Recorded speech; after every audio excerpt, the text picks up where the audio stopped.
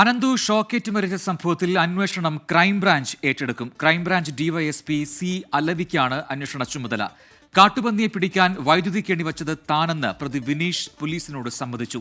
മൃഗത്തെ വേട്ടയാടിയതുകൊണ്ട് വനം വകുപ്പും പ്രത്യേകം കേസെടുക്കും. അനന്തുവിന്റെ മരണത്തിന് കാരണമായ പന്നിക്കണി വെച്ച വിനീഷിനെതിരെ മനഃപൂർവ്വമുള്ള നരഹത്യയ്ക്കുള്ള വകുപ്പാണ് ചുമത്തിയിരിക്കുന്നത്. പോലീസിന്റെ ചോദ്യം ചെയ്യലിൽ പ്രതി എല്ലാം സമ്മതിച്ചു. പന്നിക്കണി വെച്ച ശേഷം വീടിന് സമീപം ഒളിച്ചിരിക്കുകയായിരുന്നു.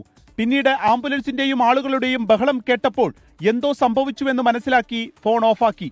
എന്നാൽ പോലീസ് പിന്തുടർന്ന് പിടികൂടി. ഒരു പ്രതി മാത്രമാണ് കേസിൽ ഉള്ളതെന്നും വൈദ്യുതി ലൈനിൽ നിന്ന് കമ്പി വലിച്ച് കെണിവെച്ചത് വിനീഷ് എന്നും പോലീസ്. മുന്നത്തെ ഉള്ളതായിട്ടൊന്നും പറഞ്ഞിട്ടില്ല. മറ്റു കേസുകളൊന്നും ഇതുപോലെ ഉണ്ടായിട്ടില്ല. കുറ്റസമ്മതം നടത്തിയിട്ടുണ്ട്. സംഭവത്തിൽ വനം വകുപ്പും കേസെടുക്കും.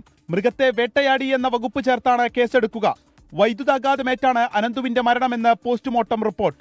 ശരീരത്തിൽ പൊള്ളലേറ്റ മുറിവുകളുണ്ടെന്നും പോസ്റ്റ്മോർട്ടം റിപ്പോർട്ടിൽ പറയുന്നു. ടീം 24 നിലമ്പൂർ.